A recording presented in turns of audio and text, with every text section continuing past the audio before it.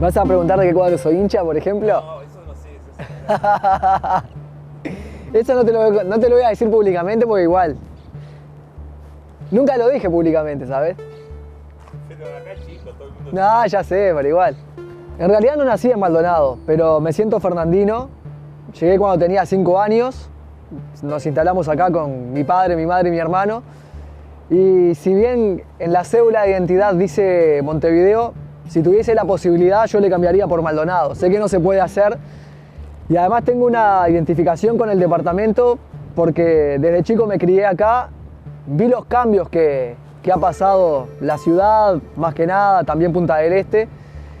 Y algunas cosas me dan alegría, otras un poco de tristeza porque soy un tipo bastante nostálgico, pero soy un fernandino más, me siento acá de Maldonado y lo defiendo a muerte. Bueno, en realidad mis padres, los dos son descendientes de Armenia. Mi padre nació en Montevideo, en el Cerro, y mi madre nació en Turquía, en Estambul. Después se conocieron en Francia ellos. Es una historia bastante particular porque mi padre era músico, tocaba el kemanchá, y mi madre era estudiante de Bellas Artes y se había ido para París.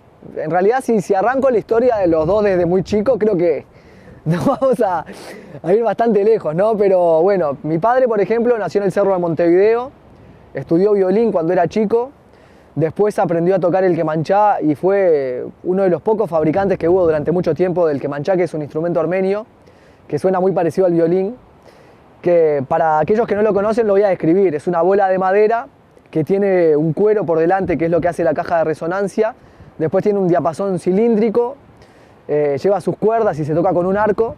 Mi padre acostumbraba a tocarlo sentado, flexionaba esta pierna, ¿no? Y tenía el instrumento apoyado, que tenía además, digamos, un fierrito que era lo que apoyaba, bien dicho, en el cuádriceps, y tocaba con un arco. Ese instrumento es el kemanchá, de origen armenio, y bueno, fue uno de los pocos ejecutantes que hubo en el país. Actualmente creo que queda alguno más. Y después de pasar primero por Punta del Este, que era donde él habitualmente tocaba en verano y venía al viejo teatro de verano abierto que está en la parada 5 a la vuelta de Pedragosa Sierra, tuvo algunos toques en Argentina, participó de los festivales de Barrock. Después estuvo en Venezuela también, en la casa de Luis Mariano Rivera, que era un ejecutor del 4. Y bueno, entre tantos viajes, idas y vueltas, terminó yéndose a París. Como no tenía dónde quedarse, fue a parar a uno de esos albergues y como no había uno específico para la comunidad uruguaya, fue a parar al de los armenios. Curiosamente, mi madre nacía en Estambul y en Turquía, después de estudiar durante muchos años ballet y danza, tuvo una pasión por las artes plásticas. Y bueno, así surgió que se fue a París a estudiar Bellas Artes. Y también, misma situación, no tenía un albergue para la gente de Turquía, sí estaba el de los armenios. Y bueno, fueron a encontrarse ahí y entre una salida y otra, bueno, establecieron ese vínculo, se enamoraron, se fueron a casar a Turquía y después llegaron acá a Uruguay. Prácticamente el viaje fue de París al Cerro. De París fueron a Estambul, se casaron, mi padre le avisó a su familia por carta que se iba a casar. Y bueno, y así llegaron al Cerro de Montevideo. Primero tuvieron a mi hermano Ara, 4 años mayor que yo, y después nací yo y bueno, aquí estamos, ¿no? Unos años después, cuando yo tenía 5 años, de Montevideo a Maldonado, y ahí se cumplió el sueño de mi padre, que siempre quería venirse a vivir a Punta del Este, a Maldonado. Y bueno, después lamentablemente, prácticamente 10 años después, mi padre falleció, pero bueno, aquí quedamos con esa satisfacción de que mi padre pudo venir a vivirse al lugar que él quería. Es que en realidad en ese sentido no hubo discordia, porque mi madre era armenia, de origen armenio, y toda su familia era armenia. De hecho, mis familiares en Turquía, todos de apellidos Bogosian, eran los dueños, los directores del diario Yamanak, que era una publicación armenia que se emitía en Turquía. Un diario donde se contaban todas las noticias y todas las novedades de lo que estaba pasando en Armenia, precisamente para la comunidad armenia que vivía en Turquía, porque más allá de todas las dificultades y llamarlo de una manera como los rencores que había planteados por toda la situación, creo que igualmente los armenios demostraron ser un caso de resiliencia, de sobreponerse a la adversidad y formar una figura ejemplar a raíz de esa tragedia. Y creo que eso se ha logrado en todas partes del mundo. Más allá de que puede sonar raro, ¿no? En una familia, un uruguayo y una turca que se casaron y los dos son de origen armenio. Nunca se llegó a esa discusión porque en realidad los dos eran de origen armenio. ¿Cómo es la relación entre los armenios y los turcos? En realidad, yo te puedo hablar de lo que yo siento. Soy una persona que en realidad trata de no mirar mucho para atrás y no quedarse con los rencores. Sí me gustaría que Turquía como país reconociera lo que hizo, el genocidio, porque es algo que no se puede negar. Pero también considero que hay que saber perdonar y hay que tener las cosas claras. Estamos hablando de otra época y que una cantidad de causas permitieron que eso ocurriera.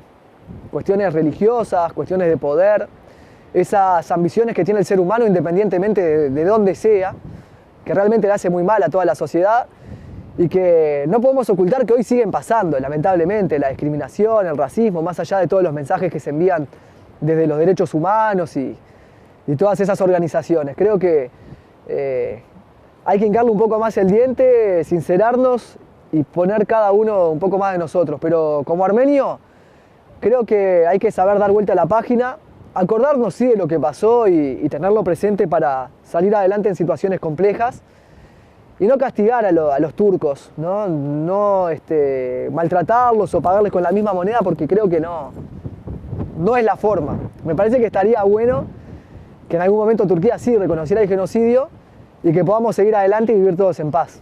Sí, estaría buenísimo. A mí como armenio me encantaría que Turquía reconociera el genocidio y que le devolviera a Armenia lo que le corresponde. Que de alguna forma u otra también haya algún resarcimiento, ¿no? Alguna forma de devolver el daño que hizo, que obviamente que es algo muy difícil porque fueron 1.600.000 armenios los que murieron precisamente en ese genocidio. En realidad no sé si se estaban escapando, en realidad el objetivo era llegar a tierras armenias, ¿no? Poder dominar a todos esos armenios y armenias, trasladarlos a los lugares donde estaban predeterminados las torturas y varias cuestiones más. De hecho, yo siempre recuerdo las historias que me contaba mi familia, mi tía Zaruk, también mi tía Yapraxé, mismo mi padre, que mi abuelo tuvo que pasar cosas muy jodidas, entre ellas escaparse con una hermana menor en la mano, después de ver cómo a otra de sus hermanas la violaban y la mataban, esquivando muertos para poder salvarse. Mi abuelo, que en aquella época tenía 12 años. Y mi abuelo después logró escaparse de ese campo, llegó a diferentes lugares de Armenia donde todavía no habían llegado a atacar los turcos y fue golpeando puerta por puerta a ver si alguien quería adoptar a su hermana. Y son esas cosas raras que yo recuerdo que mi tía Zaruk decía, el abuelo tuvo suerte porque la familia que le abrió la puerta le dijo, mira, vos dejala acá con nosotros, pero si algún día querés volver a buscarla, vení a buscarla. Y con el paso del tiempo después mi abuelo se encontró con esa hermana, después se encontró con otro hermano también, que estaban trabajando en las, iba a decir en los subtes, en realidad en los trenes, ¿no? En las paradas de los trenes. Mi abuelo había conseguido un trabajo donde vendía esas cajitas que venían los costureros, los botoncitos, los hilos y las agujas, y logró encontrarse con un hermano. Y bueno, y después está todo lo que vino después, ¿no? La posibilidad de llegar a Sudamérica, algunos a Buenos Aires, muchos a San Pablo, y bueno, algunos de ellos a Montevideo, precisamente al cerro, que era el lugar donde llegaban todas las personas que venían del exterior.